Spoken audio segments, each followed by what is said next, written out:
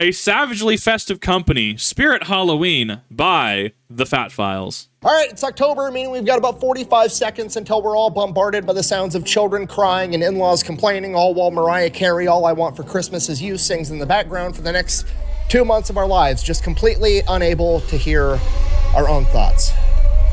Dude, you have to give me till after, like, Halloween. You have to give me till after Halloween. Literally, stores have started, like, putting up Christmas merch. My buddy, in his meeting, was just, like, to his manager above him. He's just like, why do you hate us? In reference to them putting out Christmas decorations mid-October. Please, give me to the end of October. We've long since lost that Thanksgiving, end of, like, November debate. We have long since lost that. Do not until after October 31st, please. I'm begging you. But in the meantime... Exactly. Today we're talking about Spirit Halloween. You know, the Halloween store that pops up in the abandoned Kmart every year and sells a bunch of single-use costumes that have funky names because they don't want to actually pay for a license for a famous character. That place. That's all his friends. Hold up, who did we have? Costumes that have funky... Okay, that's Angry Cops, upset Firemen. Oh, we gotta go through this. This is peak. Adult-sized costume, drill sergeant hat, fire truck MRV, New York accent, does not include hair. Oh, this is gonna be great. Names because they don't... What is that? Mexican podcaster. I'm pretty sure this is Eli, right? Includes flip-flops, other ethical backgrounds, guts, cuddle, pillow. What size was it? Don't want to actually pay. Veteran with cardboard. This is habitual. Who is this? Veteran with cardboard includes cardboard, Sharpie, random disdain for VFW. Oh my god. Average Iowan. This is oh god, he did the scope thing with. I can't remember who it is. Someone's gonna who is that? Includes hat, jeans, bush light, more bush light.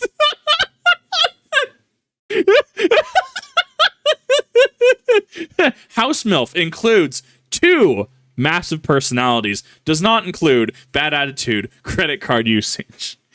The meme from Resident Evil 4, Ashley having ballistics, quote unquote, as Luis says, which they removed from the remake. That's the one that comes to mind. Good God, these go hard. Oh, please, that is React content right there. Like, just that is so subtle, and I know people are gonna miss it. Famous character, that place. All right, just so...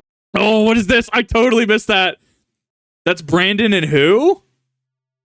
Totally not gay couple includes almost congressman, almost congressional side piece, honorary veteran status, badge included. Oh my god. This is peak. This is actual 10 out of 10. All right, just so we're on the same page, it's going to sound like I'm talking smack about Spirit Halloween a lot throughout this video. I'm not, okay? A, I respect the hustle. B, I'm absolutely fascinated with how savage this business model actually is. Speaking of business, let's go ahead and get this ad out of the way. And now a word from our sponsor, Delete Me. That do be a nice looking couch. See, it would have been better, okay? And hear me out. We could have gone full casting couch meme if not only the rifle was there, but we also had cans of ammunition for it up there. Would it be effective and functional? Debatable. As far as I'm aware, ammunition is not a tax write-off. However, we could have totally gone with the girl on the couch and the 4 dudes behind it with the gun, okay? We could have gone like 11 out of 10. Delete me! Did I do it right? No, you were supposed to walk from the other side of the room just like I had to. Work smarter, not harder. Yeah. This is why I never finish. I heard that. Nice! You forgot the light. Oh, hey. Thanks.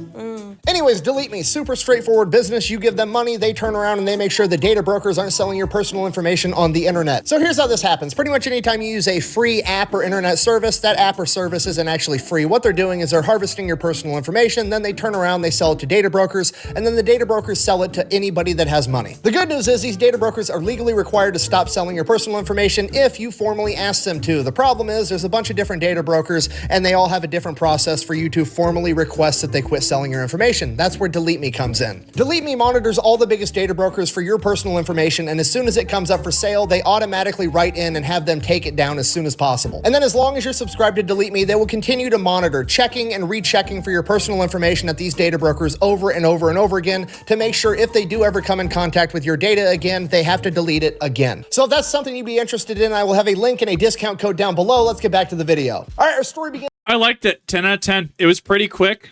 However, I like the quickness. I like the hustle. I like that he's able to go through and just kind of bang out the ad, and it's filled with information that's all relevant. I liked it. 10 out of 10. It was in the early 1980s with the founder of Spirit Halloween, a guy by the name of Joe Marver. And no, I'm not about to tell you the story about some dude that grew up and his favorite holiday was Halloween, and he wanted to run a costume store, and he overcame adversity to run the biggest costume store in the world. No, he was running a normal brick-and-mortar women's apparel store known as Spirit Women's Discount Apparel. And then one October in like 1981, 1982, there was this locally owned pop-up Halloween store that would go into the empty business right next door to him, and he noticed that they were getting more traffic and more customers in that single month than he was getting all year long. And Joe, being an entrepreneur, immediately recognizes how brilliant this business strategy actually is, because a significant portion of the revenue that a company makes during the entire year is actually made just during the holiday season, right? Fact. I mean, that's why. That's why we have Christmas being advertised as soon as it is now, right?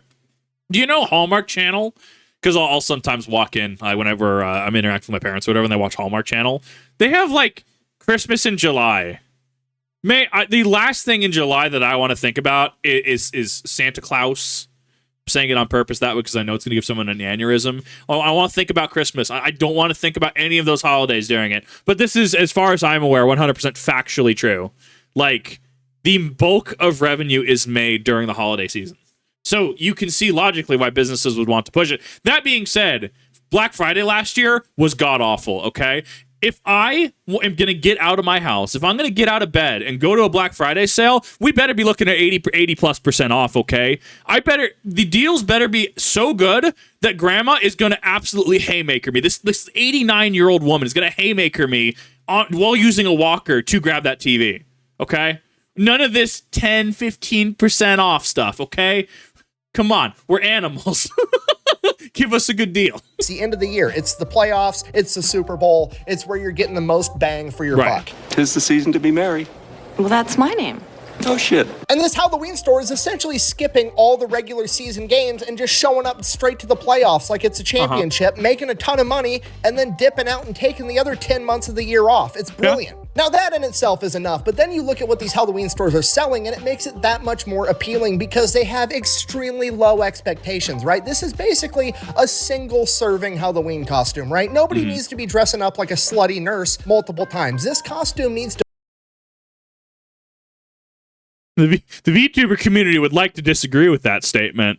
Like, I understand the principle being said here. I absolutely understand where he's coming from and agree with his sentiment. However, there are absolutely people that would wear that. People would look like actual Silent Hill nurse all year.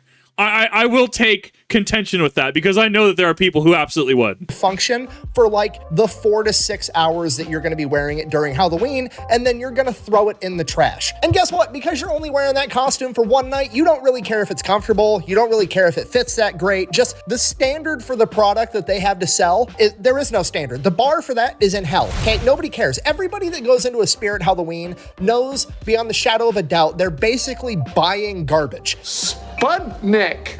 Wow, I don't have the worst costume anymore. And there's absolutely nothing wrong with that because everybody knows exactly what they're getting into, okay? It's like Little Caesars Pizza, right? What's their slogan? Hot. It's hot and it's ready. But is it good? It's hot and it's ready. What more do you want from it? And ready. Is it good pizza? Motherfucker, it's hot and it's ready and it costs $5. Do you Untrue. It is $7.99. want it or not, you know what you're getting into. And I know what you're thinking. What about Karen, right? We all have that one aunt. Our mom has that one friend. We all know that woman that has the audacity to go to a restaurant, eat the entire entree, and then bitch that it wasn't cooked right, trying to get a discount, if not get the entire thing for free. That's a So I always feel guilty because when I used to work in kitchens, I actually had some pretty bad... I got sick pretty bad sometime last year after eating at a pizza place. So I ate at the same pizza place because I'm like, oh, maybe I was probably just sick. I don't know what it was about this deep dish pizza. I guess there's hot sauce in the sauce, which I didn't know about. And I told him, I'm like, look, I'm not trying to get a discount, I'm not trying to get a free meal. Like my stomach, the past 2 times I've had this, has been really rough. Like, I don't think it's necessarily like a you guys thing. Just keep an eye on this. I think that's how you handle that professionally. Like, because I totally have worked around and seen that. And I will absolutely tell a family member, if I'm going with someone and they do that, I have zero issue telling them to shut up. Zero issue at all. And that needs to be normalized. Well, this wasn't cooked. Karen, you ate all of those. Shut up. Especially if they're rude to wait staff. Oh, see, that's something, if you don't want to deal with them, that's something you hold over them. Well, why don't you want to invite me to Thanksgiving dinner? Well, I mean, you were mean to wait staff. You know, we don't appreciate that behavior. I'm sorry. You know, change your behavior and then we'll talk about it. That is ammunition that you can use to be petty. Beauty of the entire thing. The entire business model has anti-Karen technology integrated right in, right? Because guess what? You can't be dissatisfied with how your Halloween costume performed until after Halloween. And guess what's gonna happen after Halloween Returns. when Karen rolls up in her white Suburban ready to berate a bunch of retail workers about how itchy little Timmy's eczema is after wearing his fucking costume? Nothing. Nothing's gonna happen because it's an empty fucking building now. They're gone. Sorry. These temporary Halloween stores literally get to roll up during the holiday season, the busiest, most profitable time of the year, and open a new store, increasing traffic because everybody wants to go check out the new store. Right. And they open it under the pretenses that they're having a going out of business sale, which also increases the amount of foot traffic and people that want to go to this store. And then they make all their money and then they fucking dip. It's absolutely brilliant. It's so good. It feels like it's a bank heist, but it's completely above the table and fair game. So I honestly love it though. Like, I think that's incredibly fair too. I mean, you can, I mean, there's how many businesses do all sales are final, right? Like the amount of times that I've gone to, say, a pawn shop and it's like, well, you can only buy this with cash, or all sales are final, right? So say that there's a Xbox Elite controller with the infamous right bumper issue, right? And it's like all sales are final, right? Because they don't want it back. They'll give you a discount on it and they'll just sell it to you, but that sale is final. And I think that that's a good policy. Obviously, if something like hyper defective, or like, I don't know, you get like moldly, like mold in a lunchly, okay, yeah, we need to talk about that. But that's inherently different. Like, you go in, you're able to inspect the product, you're able to buy it as all sales are final. You get your Halloween costume and you either toss it or you seam rip it and have fabric you can use, modify it into something else, right? Number of things you can do. To which, I mean, I've known people who, this is like quite literally their favorite holiday of the year. I mean, they'll make their own costumes, all that from scratch. It is a definite way to do it. We have far more options for costumes and cosplay than we used to. Like, I can quite literally go on Google right now and I could find, like, I think AliExpress does a lot of them, actually. Like, if I wanted to find a cosplay for, say, like, Eula from Genshin Impact, or if I wanted to, say, find what I wanted to do was Obito from Naruto, right? With his white mask outfit and his little Goonbai, or his back fan. Or if I wanted to find a Knights of the Round Suzaku Kurorugi from Code Geass cosplay, right? Like, there's pre-mades. The quality, right, you're going to run into issues probably quality-wise, but you will always get that unless you make it yourself. You're effectively just trading, it's a time versus money, not paradox, time versus money analysis.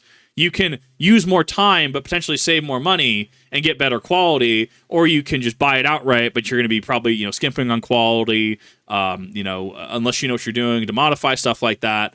There's a cost-benefit analysis that can be done here with that. So being an entrepreneur recognizes this and is like, yo, I'm going to do that from now on. And in 1983, he converts Spirit Women's Discount Apparel into Spirit Halloween. He makes over 6 figures in like 6 weeks. And then he's like, yeah, I'm doing this from now on. From there, every year he opens up more and more Spirit Halloween stores in his region. And then by the 1990s, he's operating like 60 stores every single year. And in 1999, he actually gets bought out by Spencer's Gifts. From there, he kind of becomes the CEO for a little bit. Now I still believe he sits on the board, but from here is where things really start to take off for the company and they get absolutely huge. Fast forward to 2024, they're operating 1,500 of these stores all over the country. And they're not just like small retail places on Main Street in small town America. No, these are like abandoned Kmarts that are at least 10,000 square feet or more. Okay, I'm gonna say that a little bit slower because I don't feel like you're picking up what I'm putting down, okay? Spirit Halloween manages to open, operate, and close down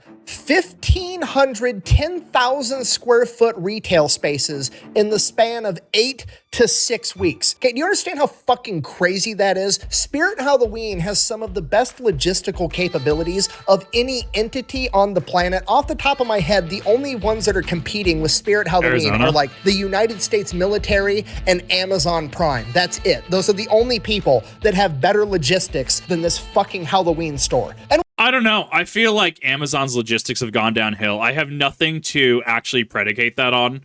I have nothing to actually provide as a source. I feel like their logistics have gone downhill, or their logistics are at a point where mistakes are just the expectation. There is a certain percentage of mistakes that are just expected to happen, and then you just, hey, we're going to give you a refund, or we'll send you a replacement, right? Like, I think that there is an argument to be made that their logistics might be effective, but then you have to look at the percentage of failure in comparison to how they achieve their logistics, right? I don't know. My experience with Amazon is still pretty limited.